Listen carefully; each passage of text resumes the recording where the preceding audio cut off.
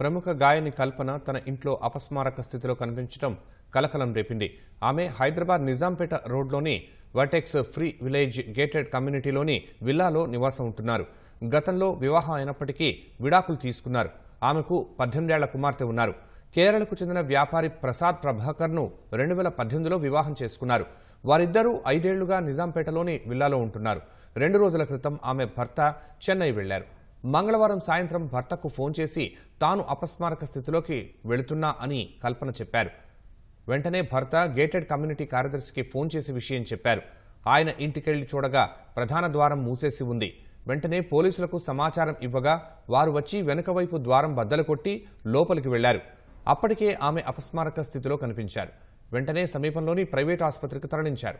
ఆమె పరిస్థితి విషమంగా ఉన్నట్లు తెలిసింది. రాత్రి 9 గంటల తర్వాత కల్పన భర్త ప్రసాద్ ఆసుపత్రికి చేరుకున్నారు. తమ మధ్య గొడవలు లేవని ఆయన పోలీసులకు చెప్పినట్లు సమాచారం. పోలీసులు మాత్రం అన్ని కోణాల్లో విచారిస్తున్నారు. కల్పన నిద్రమాత్రలు ఎక్కువగా తీసుకోవడం వల్లే ఈ పరిస్థితి తలెత్తిందని పోలీసులు భావిస్తున్నారు.